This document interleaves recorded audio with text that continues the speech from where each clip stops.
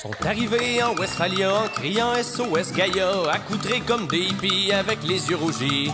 Cheveux longs et surplus d'armée, en bédaine et jouant du tam-tam. On se serait cru 30 ans passés pendant la guerre du Vietnam. Il y avait tous les clichés de l'époque, des granolas, des chemises en macramé aux filles poilues en dessous des bras.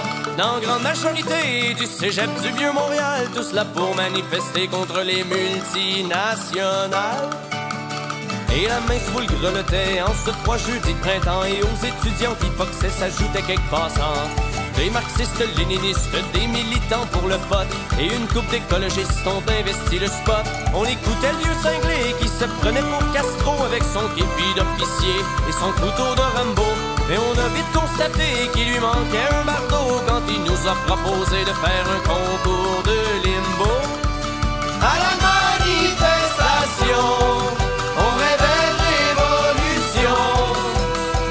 C'est dans le cul avec une poignée de compas sous la pluie froide du mois de mars.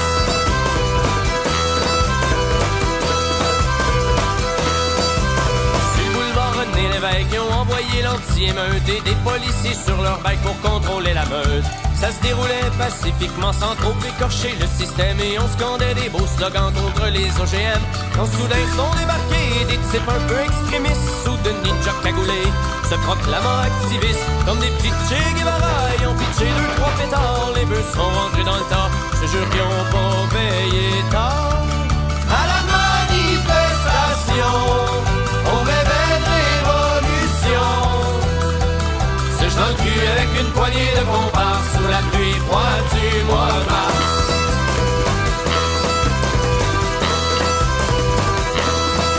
Mais là ça a dégénéré car en guise de protestation, les beatniks sont déshabillés pour faire un danse-ton.